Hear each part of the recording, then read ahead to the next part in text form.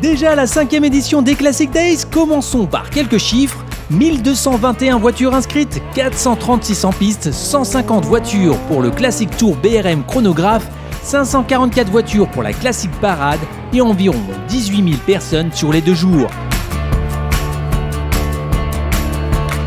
L'éclectisme est le maître mot de ces Classic Days.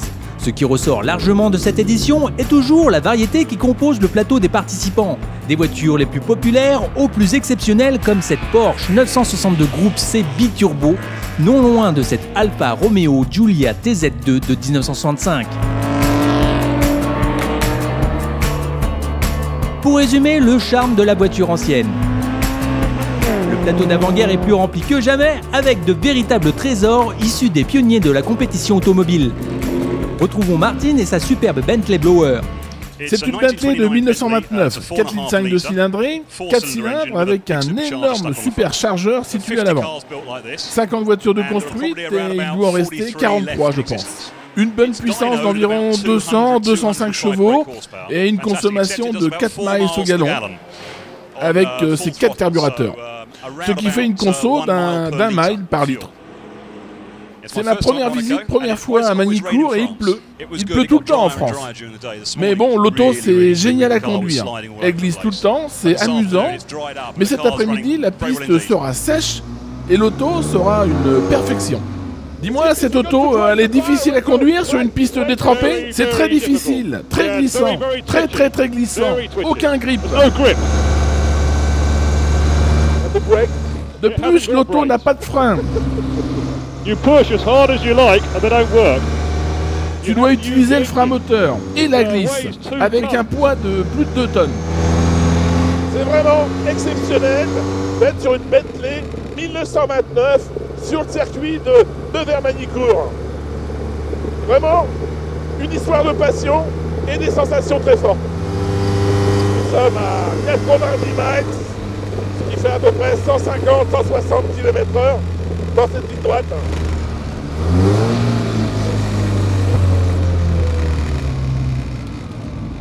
Oui. Wow!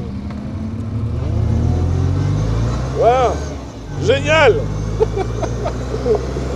Et là on voit toute la conduite avec le moteur avant, une propulsion au bac, l'arrière qui bouge. Tu dois rester concentré, l'auto danse, tu dois, comment dirais-je, ressentir l'auto. C'est vraiment exceptionnel.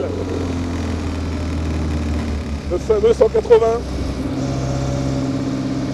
Pas de direction assistée, pas de frein à disque. Vraiment une voiture d'œuvre exceptionnelle. On sent la puissance.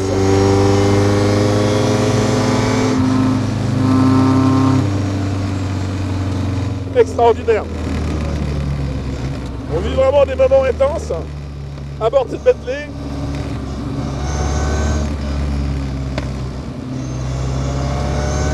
Voilà, on va arriver sur la ligne droite des stands avec le petit S. Et voilà, le jeu est fait.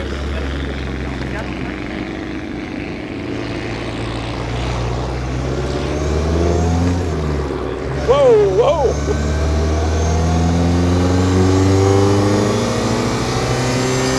What do you think about this track? What do you think about this circuit? Good! Yeah, it's good. It's good for the hiss. Okay? Super! It's incredible! Very fun! Good. En 2012, les Classic Days fêteront aussi, bien entendu, quelques anniversaires et pas des moindres, avec l'appui des clubs concernés tels que les 50 ans de la MGB, les 50 ans de l'AC Cobra,